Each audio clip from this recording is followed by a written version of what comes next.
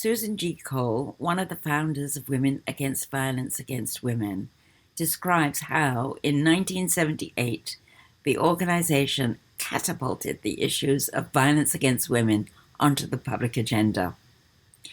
Their plan was to bring attention to the issues of violence against women by demonstrating publicly against the manifestation of this violence. Susan describes the demonstrations they organized against a snuff movie, against a concert trivializing abuse against women by the group Battered Wives, against the rape of women in war, and against the objectification of women in a Harry Rosen shop window. My name is Sue Colley, and I am with Rise Up Feminist Digital Archive. And today I'm going to be interviewing Susan Cole, who's going to tell us about the origins and the activities of WAVAW, Women Against Violence Against Women, which was founded many, many years ago. My byline is Susan G. Cole, so that is who I am. I'm a Toronto-born activist and writer, and was a participant in a very exciting political moment spawned by Women Against Violence Against Women in 1978. WAVAW was really well known for its launching of public demonstrations. And actually, it was quite unusual at that. I mean, there had been lots of demonstrations, obviously, against the war and about other things like that. But these were some of the first purely women's demonstrations that happened. So can you tell us, I know there's the Snuff movie, the O'Keefe Center, but there's a Harry Rosen window. Maybe you can tell me about those first. Well, let me start by saying that we began as a group via the percolation of a lot of activity and a rising awareness of the incidence of violence against women. And we came together in the context of women recognizing and naming kinds of violence against women, and the institution of our own feminist, well, I would call them institutions themselves, like shelters for assaulted women and rape crisis centers.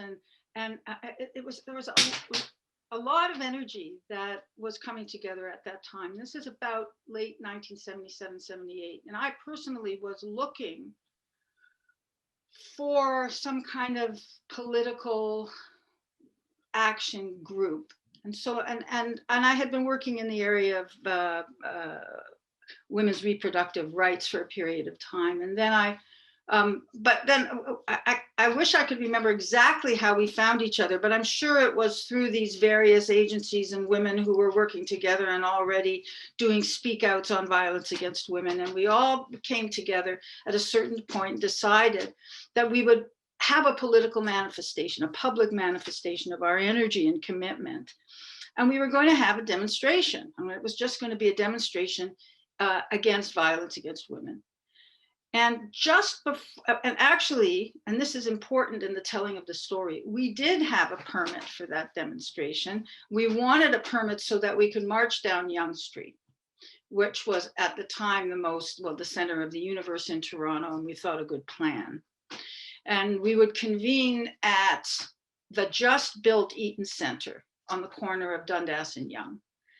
But just days before we were going to have the demonstration, the film Snuff opened at Cinema 2000. And Snuff was a movie that advertised the real murder of a woman and advertised that it was available to viewers for their sexual pleasure. And it was a really interesting moment for us because it was so shocking and so enraging, and very easily coalesced this group of pretty disparate women. I mean, there were women of all kinds. It was a predominantly white group, as were many feminist organizations at the time. Or that's not fair. There probably were women of color organizing, but we weren't connecting with them at the time. But what was interesting about it was that there were women of like pretty cross-class group of women, because we were very aware that violence against women has an impact on women, no matter their financial status. We knew that it was true that if you were wealthy, you were probably less vulnerable, had more mobility, were able perhaps to escape. But the incidence of violence itself definitely crossed classes. But this one really, I mean, we all responded to this in a huge way. What's interesting, and the reason why I mentioned the disparate class groups to that extent, is that we weren't sure how we wanted to respond. We knew we wanted to get ourselves in front of Cinema 2000, which was just a few stores north of the Eaton Center. But we weren't sure, we weren't in full agreement as to what we wanted to do about it. Some people said shut them down immediately, the more radical, and there were a lot of radical women around at the time. These are women who had done the Brunswick Five, who had taken over the Brunswick and made a demonstration there. So there were radical women who said shut them down. And there were other women saying, whoa, wait, we don't want to alienate people. We don't want to be too radical. And of course, there were a lot of feminists who had a very strong anti-censorship position and really felt that it was a mistake to attempt to shut off anything. So we decided, okay, you can all just do what you want, right? Basically, that's what happened. We said, you can make your own choices. So we marched down Yonge Street with the permit. And I remember, and we stopped at the corner of Dundas and Yonge, and I made a speech, an incendiary speech, I must say, which was kind of my specialty at the time, and whipped them up into a frenzy. And indeed, after I finished, a group of us, and I wasn't included because I was still upstanding there, I continued to talk and get people, to talk, but a group just immediately repaired down to Cinema 2000, went into the theater, went up to the projection room and shut it down, basically. Now, I've always said that there was something kind of magical about that moment because, first of all, the police were completely unprepared. We had a permit. We were this nice group that had a permit. We'd done everything right. So they were not expecting it at all and were completely unprepared for this kind of action. But more important, this was the kind of demonstration that could engage any woman who was walking down the street. And indeed, for days after, we demonstrated in front of that theater. Keep moving as you have to when you're demonstrating, and handing out leaflets to say what our issue was, and making it pretty hard for those guys to get into that theater. That was one thing we wanted to do, was to stop them from going in. And the other was to engage women who were randomly passing by. And it was unbelievable how successful that was, to the extent that women would say, well, what are you doing here? And we'd hand them a leaflet and we said, this is a snuff movie. Snuff movies are movies that advertise the murder of real women so that guys can get off on it. Well, they responded, give me a sign, I'm with you, like instantly, like that. And that was another way in which we developed our base for WAVAW proper. So we also, not everybody necessarily wanted to join an organization of this kind, but some people did. And certainly in that moment, they were prepared to get in front. And there were times, we had almost like 100 people there at a certain point, circling in front of that theater. So that set the basis for Snuff. It was covered for WAVAW. It was covered in the Star. It was a very high profile demonstration. I remember that because I was one of the few, I was one of the people who they often turned to talk to the media. And I did all kinds of media surrounding it. Mostly we weren't that kind of an organization with a structure, and then we had a little media committee, or that we put out press releases. We didn't put out a press release. We just showed up, which was a very, turned out to be quite a successful strategy. So that was how we first formed. And then we started to meet. We met as we met at some University of Toronto buildings. I can't remember the exact name of it. It's on St. George. So you're going to tell me about the meetings and okay. Well, So how did you move forward after the Snuff demonstration? First of all, was it successful, the Snuff demonstration? Did it actually close down the film no, for good? I don't think it did to that extent. We actually, and in fact, we were so upset about it that we engaged for just a nanosecond almost with city council and trying to engage them to shut them down. And we actually got support from one of the alder people, Ann Johnston, whom some people may remember. She's a fantastic woman. But then we started to get cold feet because we could feel what later became an important tension. Because at the same time, there was this rising movement in the wake of the killing of Emmanuel Jacques and the Clean Up Yonge Street movement. And that really, first of all, cleaning up anything wasn't our interest. We wanted to focus on violence against women. Second, some of the follow-up, especially from the right wing to the Emmanuel Jacques murder, he was a young shoeshine boy who was killed and sexually assaulted. There was a huge homophobic backlash to the Emmanuel Jacques murder, and we didn't want to have anything to do with that. And once we could see that people were trying to draw us into some kind of a coalition of that nature, we said, you know what, I think we like our surprise actions better, and really wanted to keep our own voice and politics to the forefront. So I'm sorry, I just remembered that we did toy with the idea, but not for long. We met often, and each time the object of the exercise was to think of our next demonstration. And then and we would just kind of cruise the city to figure out where we could put our spotlight. And one time there was a phenomenon in the fashion magazines called violence chic, where you could see a lot of models with their kind of bloodied eyes and looking as if they'd just been assaulted in all these groovy clothes. And indeed, in the Harry Rosen window, I think it was, there was a woman presented there in that way, even though they were selling men's clothes. So we put ourselves in front of Harry Rosen to protest that as well. And we had what, they seem kind of quaint now. I think we connected via phone tree or something like that. That was how we got women out. That demonstration, I can't say had the same enormous impact as Snuff did, but we ourselves were really quite energized. And anytime we did something, we would get some media coverage, and you can't really tell whether you're getting the ideas out there, but looking back on it, I'm pretty confident that we did. The next one was a demonstration against a band called Battered Wives, who were playing at what was then called the O'Keefe Center. It's had so many name changes, I'm not even sure what it's called now. I think it's the Sony Center. And we marched in front of that, of the O'Keefe Center, chanting "Battered Wives don't sing."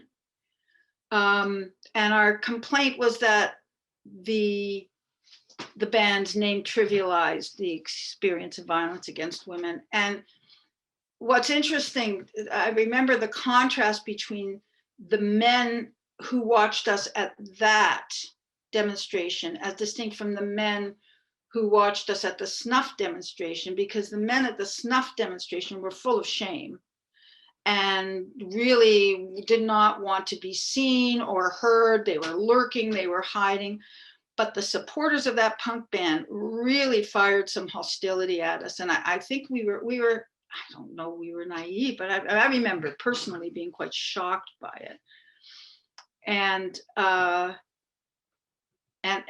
so we, I don't know if I'd call it a success. Again, it got attention, but I think our idea was that we wanted to do things differently. And we wanted to be almost like guerrilla activists, in the sense that you never knew where we would show up. Well, and frankly, the issue of violence against women was just not on the horizon at this point. So what that all did was begin to bring it out into the open and begin to make it a public issue. And I think we've, even though we haven't solved the problem, at least now there's a lot more focus and concern Well, about it.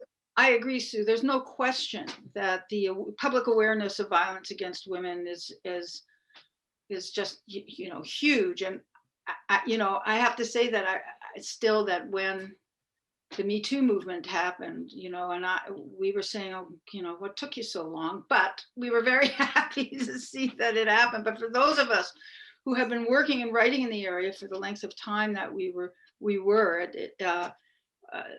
it just seemed wild that we were having those same conversations. But young women need to be educated every time, every year. So it's an issue that has to be at the forefront all the time.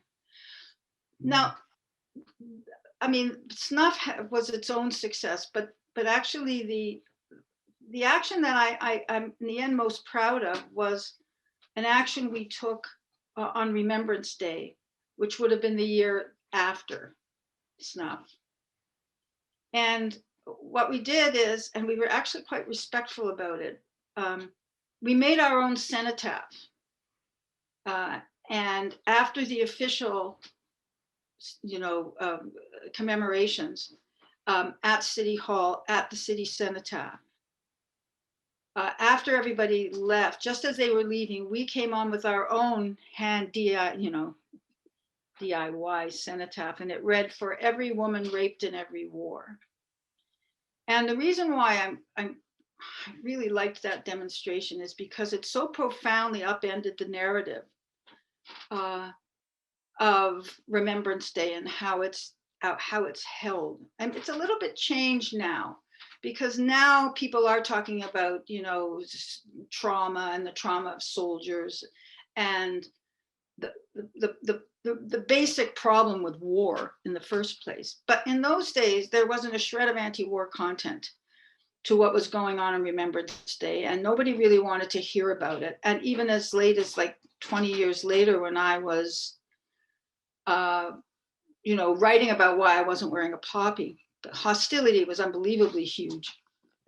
And I think that, but for us to imagine war from a female perspective, and not the, oh, my son has gone to war and I'm a mother and I care about my children, but from the experience of women in war, I thought was profoundly radical. And I felt like it was exactly what we wanted to do. We wanted to shift the paradigm in how we were discussing something like Remembrance Day. And we were very solemn. We weren't snarky about it at all. And we weren't even saying, you are all bad people out there who are celebrating or commemorating Remembrance Day in a different way. We weren't doing that. But somehow, but it really did shift things, and I thought it was a really good demonstration.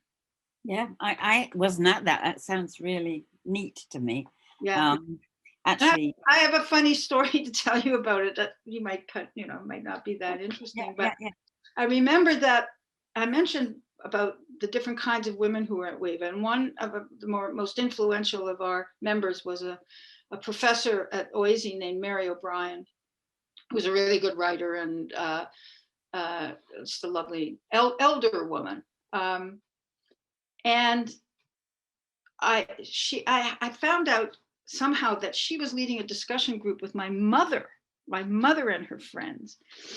And at one point, I told my mother about this demonstration, and she said, "That's the most appalling thing I've ever heard." Like, she was just, now understand, Jewish woman, of a generation post-Holocaust, who really was happy that the fascists were defeated. So all of that in the picture. And then at the next discussion group, she said to Mary O'Brien, "Oh, my my daughter was involved in this demonstration where they did this horrible thing and put up this cenotaph at City Hall." And Mary looked at her and said, "Yeah, it was my idea." Anyway, just a lovely little story that I like to tell about. So did your mum come around? Um, you know, I, I don't know that she fully came around, but she was certainly surprised that that was the response she got to that. Yeah, right. That is very neat. Yeah. So how many of you were there, do you think? Hardcore, Yeah. 40. Yeah. Right. I mean, it was a few enough so that a conversation was manageable. And Mm-hmm. it always it was one of those situations where it had all of the pros and cons of loosey goosey organization, right? That some people went on too long and some people, uh, were angry and some people, weren't always, focused with their eye on the prize. But I think in the end, it still was a very vital and important an important event. Now, there was something else I think I should mention, and Sue, I don't know how important this is to you, but before I came to do this interview, I was talking with some people about some of the conflicts within feminism that WAVA was involved in. And I actually think that it's important. And even the people who were on the other side of WAVA said, "Oh no, you have to talk about that for sure. It was really important." Okay, so there's about 40 of you, and you don't have newsletters. You did some pamphlets from time to time, like the Snuff one. Um, and did you sort of have, did you have the kind of meetings where you set goals and you figured out, what your objectives were and what your strategy was, or was it just So, more loosey-goosey than that? well, I think that we lit upon the strategy with Snuff and then said, okay, we should continue to have demonstrations like that, demonstrations which pointed out the ways in which popular culture in all of its forms, whether it's pornography or rock and roll or fashion, were, promoting violence against women, whether consciously or not. And I think once we lit upon that, we really were very clear that we were going to keep trying to find things that we could do. So we were purely an action oriented group. We didn't want our own building. We didn't want our own office. That's not, that wasn't our interest. And I think we had a sense that we weren't going to last forever, but we would keep going because it got, to be honest with you, once you do 4 or 5 demonstrations of this kind, burnout can become a factor. And I'd like to talk about that in terms of what happened at the end of WAVA, because I think it's important and interesting. Okay, but anyway, one of the other important things that happened with WAVAR was that at the same time that WAVAR existed and you were doing these demonstrations, it was the same time that the International Women's Day Committee got started, right? There was a big May 10th in 1975. There was a big May 10th demonstration, which surprised everybody in terms of the numbers of people that came out. And it was out of that, I think, that the suggestion came forward that there should be a regular International Women's Day, and a committee got set up. Were you on that committee? No, in fact, I didn't come back to Toronto until 1976. I was away at college, and then I was on a traveling fellowship, and I didn't get back to Toronto until 76, and then really didn't get involved in anything much until around 77, which is, as I mentioned, when I got involved with a reproductive rights group. So no, I wasn't involved in that, but we did know that that it was a very important organizing around International Women's Day was a very important organizing tool, and we definitely thought we could, bring new energy to it. And I think I can only speak from my own perspective, but I I realized too late that well, first of all, I didn't respect where International Women's Day came from, which was from the labor movement, by the way, in the early 1900s. So I'm absolutely prepared to acknowledge that, and that it had a strong base with labor-centered organizers and socialist women, and that was really where the political base was. So I think naively we thought we would just kind of arrive and everybody would be really appreciative of our presence, and that, you know, because we were the most visible manifestation of feminism going on at the time. But I think, I mean, we eventually found ourselves in conflict with the organizers of International Women's Day, very specifically about the presence of men on the march. That was what our tensions coalesced behind. And so here was, I can't forget how much time we spent talking about it. well, you mean to say, And then we ended up deciding they could go at the back. Wasn't that the compromise? I'm not quite sure. I think it was, yeah. Actually, but but let me just say that Sure. To situate it properly, you know, Women Against Violence Against Women were women working consciously to create women's spaces. So many of us came from the shelter movement, the rape crisis center movement, and from feminism first. I'm not saying best, but feminism first, in the sense that all women's spaces were a given. We didn't think we needed to talk about it. Well, of course you wanted an all women's space. The members of IWD committee, of course, had been working very, very hard to get feminist values into unions and into all kinds of progressive groups, and really felt like, of course you had a march with men. You wanted the presence of men there. Well, we didn't, as they did. And the conflict was intense. And I remember it was kind of terrible, I have to say. I don't think we were all terribly skilled in the way that we handled it and the way that we talked to each other. There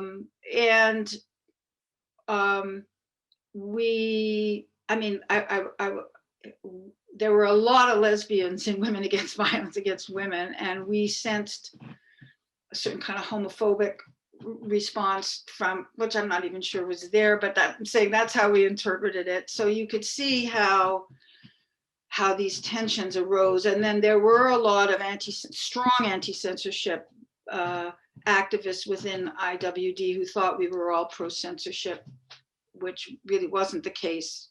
Although later on I began to write and be critical of free speech issues, but there was tension. And at a certain point, you've mentioned, I don't remember what happened. Did they go to the back? I think they may have, but really we decided to have our own International Women's Day event. And here's the thing too that was kind of important to us. We did not want to replicate old left, shall we say, political aesthetics. So we thought the idea of walking down the street with a banner, was just the dreariest thing you could imagine. And we really wanted to challenge that paradigm of protest. And so we had a celebration. And I think I can present the poster for it. And it has a woman, eating a piece of watermelon. I mean, it's kind of beautiful. But and during we didn't have a demonstration. We had a rah-rah celebration with balloons, and the kids were there. And I don't even think at any time did we say, any kind of familiar slogans of that kind and those kinds. So that was another element of our politic, was to kind of redefine activism and not have it look the way activism has looked since the early 1900s. Like we really wanted to make that kind of shift. And so, and one of the things that actually I think happened was that I don't expect this was the first year because I think you had your celebration on your own. But after that, there was a recognition that this was really a good idea. And so, do you remember we had the IWD marches, and then we'd have this fantastic party in the evening. that's right. You know, I think many of us, if we were going to say, well, how do we feel about that now? Like, I think, obviously, I think it's important that men be involved in, you know, fighting for women and supporting us. And I had said, put them at the side of the street. Let's set up places where they could be on the side of the street and clap for us and tell us how fabulous we were. But anyway, those tensions didn't, you know, they persisted through the 80s, long after WAVAW went away. Yeah, I just wanted to say here that it's a very interesting observation that you would embrace feminism and spaces for women, and the socialist feminists had a different perspective. And what it was it was completely class driven. Right. So the primary thing was class, not feminism, right? And it was at a time when the left and socialist feminists were all looking at getting jobs in factories and buses and all that sort of industry, that kind of thing. And all worthy, and a completely worthy pursuit for sure. And you know, we just thought International Women's Day should be a Women's Day, and that. And I think too that the thing about violence, as I mentioned before, is that violence against women was a cross-class issue. That we wanted to, and I was perfectly happy to engage ruling class women in a conversation about violence against women, right? And I think there, it's not just, it's a kind of where the politics kind of went that way. It's not even this, but we were on a kind of different dimension.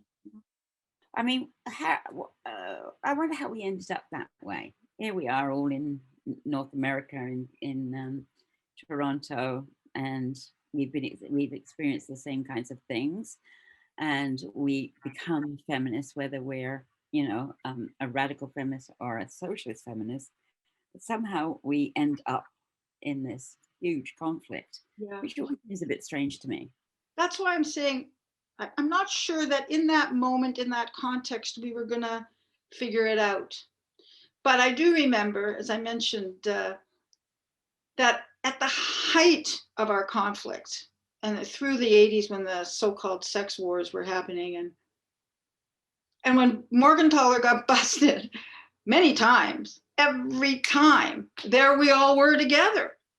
So that we did know, and we would kind of look wryly at each other going, but we knew we were connected, that ultimately we were. In moments in time, and the process is, I think it's kind of like this, but we're all working for women to be, have dignity and be safe and be able to work and all of those things. Did you see yourselves differently from? Well, I tell you, actually, we had a lot of service organizations like the interval houses and rape crisis centers and working women's centers and so on and so forth, bookstores and so on. Did you see yourself as a part of that movement or separately from that as a political organization? WAVAW, I mean. Well, I think we felt very strongly connected to the shelter movement and to the rape crisis movement. And I think we understood that a women's bookstore is a women's bookstore. And last time I looked, they weren't selling books by men. Mind you, we don't have a women's bookstore anymore, but you catch my drift. In fact, I think there may still be one up in North Bay, but even that one may not exist. I think one thing I should mention is that I do think that we were reacted to because we were a rising political force. And not that familiar to a group of activists who had been doing the same thing for a long time. And I'm talking not just them, but their predecessors over years and years and years and years.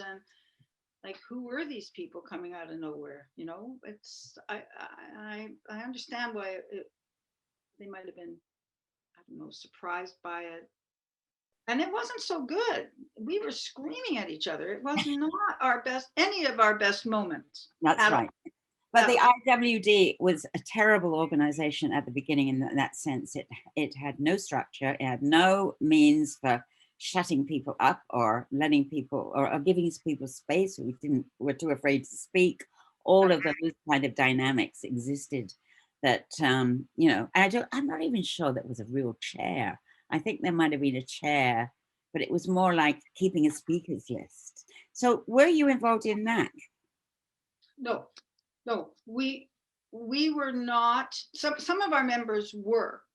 I mean, we had women in our group who had been members of the Voice of Women, who had been doing Yes. elder, like by me, they were elders, they were in their 40s. And I was like 20 something. There were women who had been doing politics through the Voice of Women, and there were, you know, others that eventually would get involved in, because that was a very particular time where feminism was on the rise everywhere and making inroads in the state in a way that was kind of stunning. And I'm, you know, looking back on it, it's kind of wild. We had the Commission on the Status of Women in 1975 that instituted all of these activities in the state.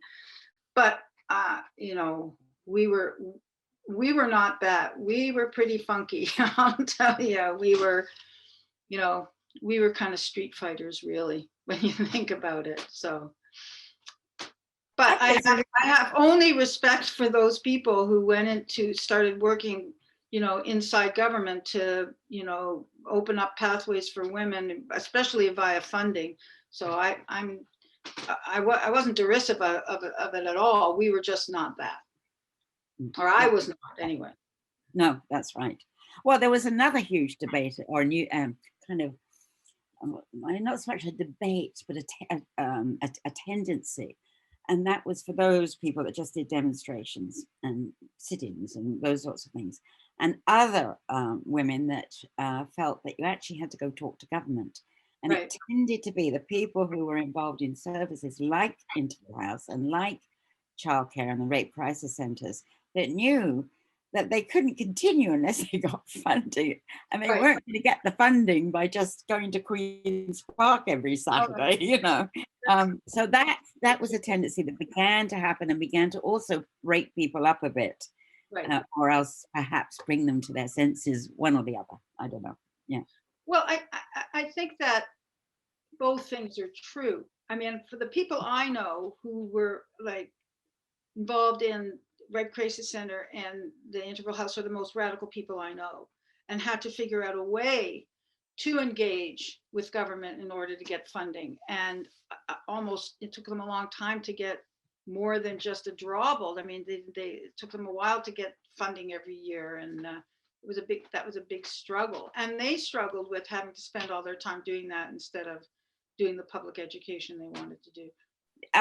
Was it still around at the time of the Take Back When? When did they start? I don't even remember when they started. I don't think we were. No, I think it was 78. Well, then, yeah, we would have gone to the Take Back the Night marches for sure. Yeah. Those marches, they put the men at the sidelines if you wanted to support. The side of the way, please. Yeah. As I mentioned before, I think there was a point where demo after demo after demo has its burnout effect. And I think that some of us were looking to do something, for example, I went on to be one of the founding members of the Broadside Collective to put out a newspaper. And think of it, the difference between fighting in the street for a demonstration that just goes then poof, it's gone, and making a newspaper that you can hold and hang on to and keep. It was just, it was a completely different thing. And I think really, really good for me in that it was concrete. We worked as a collective. For me, it was, it's where I became a writer, to the extent that, I mean, it gave me a voice. I wrote every month. I kept getting stronger and stronger in that respect. And I think that a lot of energy went from, well, I mean, there were 10 of us, so at least 10 of us were involved in WAVA, and then came to the Broadside Collective. And I think others too moved on to things that were more structured and not as, shall we say, fly by night. So I only know that was where mine and a lot of energy. And once there was a certain group of us that if we weren't there, it wasn't going to keep going. And there was a kind of critical mass that started to dissipate, at a certain point. So, and some people went and got more involved in the Lesbian Organization of Toronto. Some of us had already been involved with Loot and came to WAVA there. We were doing both at the same time and knew that wasn't going to last. So we just found new venues, I think, Sue. I think that's how I remember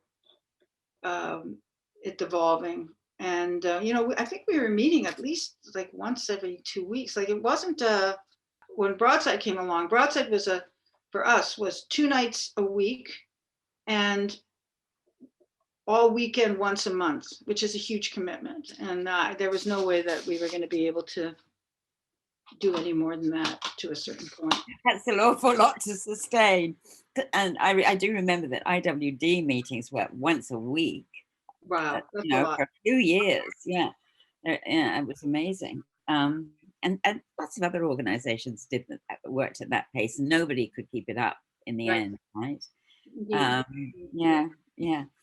Okay, so how do you think this story will go down in history? What was the importance of the story, do you think, or the history of WAVA and its events in the struggle against women and in the future? Well, I think it was a kind of flashpoint of consciousness to a great extent. I think that we were calling attention to something that actually, when you think about it, wasn't that hard to call attention to, because every woman experiences it. Everyone. I mean, okay, I think the stat is 93% of us will experience violence against women of some kind in our lifetime.